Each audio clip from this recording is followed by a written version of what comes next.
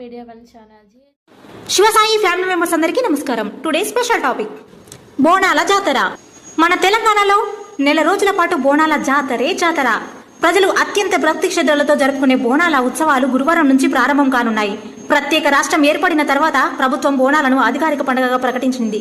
దాంతో రాష్ట్ర వ్యాప్తంగా ఉన్న అన్ని ఆలయాల్లో ఉన్న అమ్మవార్లకు భక్తులు బోనం సమర్పించి మొక్కులు చెల్లించుకుంటారు. నెల రోజుల పాటు ఈ ఉత్సవాలు జరుగుతాయి. ఇందుకోసం రాష్ట్ర ప్రభుత్వం ఆలయాల వద్ద అవసరమైన ఏర్పాట్లు చేసింది. బోనాల పండుగ కీలక ఘట్టాలు గ్రామ దేవతలకు బోనాలు సమర్పించడం, పోతురాజుల వేషాలు, డప్పు సప్పులు, పొట్టేళ్లు, కోళ్లు, బలిదానాలు, అల్లు సాకపోత అమ్మవార్లకు చీరలు, సారెలు సమర్పించడం, బోనాల పండుగలో ఘట్టంగా ఊరేగింపు, భవిష్యవాణి చెప్పే రంగం, ఆటపాటలు. తెలంగాణ పల్లెల్లో అందరూ ఒకేసారి సాయంత్రం డప్పు సప్పుల మధ్య ఊరేగింపుగా వెళ్లి గ్రామ దేవతలకు బోనాలు సమర్పిస్తారు. 1000 ఏళ్ల క్రితం నుంచే ఈ పండుగకు చరిత్ర ఉంది. కాకతీయ ప్రతాపరుద్రుడు గోల్కొండలో పూజలు చేసినట్టు చరిత్ర. తొలి బోనం గోల్కొండ, రెండవ బోనం బల్కంపేట, మూడవ బోనం సికింద్రాబాద్ మహాకాళి అమ్మవారికి సమర్పిస్తారు. 1815లో ప్లేగు వ్యాధిని నివారించడానికి సికింద్రాబాద్లోని అమ్మవారికి ఆలయం కట్టి బోనం సమర్పించారు.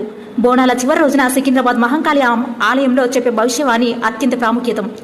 మహాకాళి అమ్మవారి విగ్రహాన్ని ఏనుగుపైన ఊరేగించి మూసి నదిలో నిమజ్జనం చేస్తారు. ఈ ఘట్టంతో బోనాల పండుగ ముగుస్తుంది.